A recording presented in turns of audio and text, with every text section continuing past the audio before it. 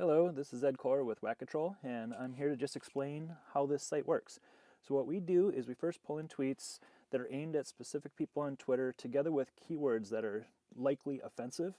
We then look through those tweets to make sure they're offensive or if they're not.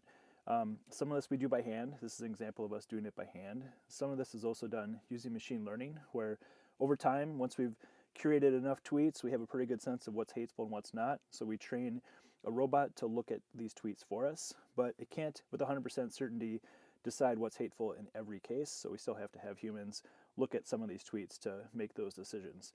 So once we have a nicely curated set of hateful tweets, the next thing we do is we then report those tweets to Twitter.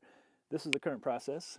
Tweet is opened up and pulls up on Twitter. In this case, it's a tweet that's poking fun at a woman who's Muslim, saying that, talking about how wouldn't it be great to set up a barbecue stand for her. It's something that's kind of a tasteless version of hate speech. There's certainly worse than this, but it's still something that someone shouldn't have to tolerate. So, and it seems to be something that still violates Twitter's terms of service, so we report it. It just kind of works through this process over time, just one tweet at a time. Looks like in this case, someone's joking about how a woman who's a member of Congress is potentially a terrorist. That's obviously not the case, and it's just kind of tasteless. So again, that gets reported.